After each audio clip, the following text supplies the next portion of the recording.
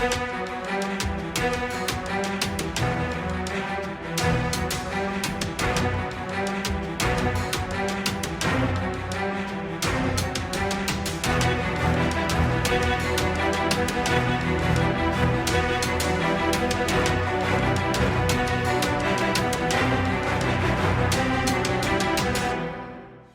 घोषणा दिल्याच्या नंतर रिप्लाय मिळणारच ना.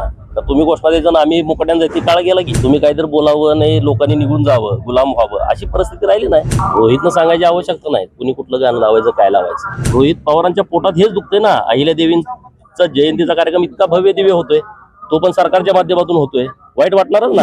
नमस्कार, मी पोपट पिटेकर, नवराष्ट्रामध्ये आपलं सर्वांचं स्वागत. आपल्या सोबत आमदार गोपीचंद पडळकर आज सर आहेत. सर, काल आतिषबाजी करताना कुठेतरी गोंधळ पाहायला मिळाला आणि यावर रोहित पवारांनी देखील टीका केली. नाही, रोहित पवार काय म्हणतोय त्याला म्हणत राहू द्या. असं पवारांचा जेव्हा विषय येतो तेव्हा लोकांना जरा वेगळी ऊर्जा येते.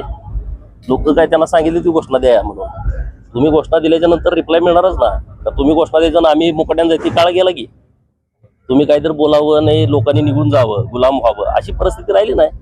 लोकांच्या मध्ये आता ताकद आहे, लोकांच्या मध्ये ऊर्जा आहे. अहिल्यादेवीचं हे परिवर्तनाचं, वैचारिक परिवर्तनाचं केंद्र आहे, स्फूर्तीस्थान आहे, ऊर्जा स्थान आहे, पुण्यभूमी आहे. इथून लोक क्रांतिकारकच होणार ना. नाही, पण त्यांचं म्हणणं होतं की अशा ठिकाणी व्यक्तिगत किंवा राजकीय गाणं लावणं हे चुकीचं असल्याचं त्यांनी म्हटलंय. हो, असू दे, काही टेन्शन घेऊ नको म्हणावं. लोक बघतील ते काय करायचं. रोहितनं सांगायची आवश्यकता नाही कुणी कुठलं गाणं लावायचं काय लावायचं. हजारो लोक आहेत, लोकांना जे ऐकू वाटेल ते करतील. अहिल्यादेवींचीच गाणी सुरू होती इथं, दुसरं काही नव्हतं. हा जेव्हा घोषणा द्यायला चॅलेंजिंग करायला लावलं तेव्हा त्या डॉल्बीवाल्यांना लावून टाकलं. त्याला कुणी लावायला सांगितलं एवढ्या गोंधळात. आणि फटाक्याची आतिषबाजी एवढी मोठी होती, कुणाला काही कळत नव्हतं. खरं तर जेवढा खर्च झाला त्याच्यावर ऑडिट करण्याची मागणी त्यांनी केली. मग त्यालाच ऑडिटर म्हणून नेमायचं आहे रोहित पवारला. मी आता विखे पाटील साहेब येणार आहेत, पालकमंत्री आहेत, मुख्यमंत्री महोदय येणार आहेत.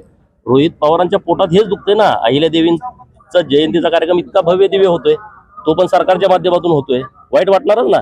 त्यांच्या आयुष्यात कधी जमलं नाही जयंतीला, ह्याचा आजोबा आयुष्यात कधी इकडे आला नाही. त्यांना माहित आहे आता एवढं रूप बदलतंय, स्वरूप बदलतंय, जयंतीचं स्वरूप बदलतंय. 3-3, 4-4 दिवस कार्यक्रम व्हायला लागले, हजारोच्या संख्येनं लोक यायला लागली. त्यांना आक्षेप येणारच की.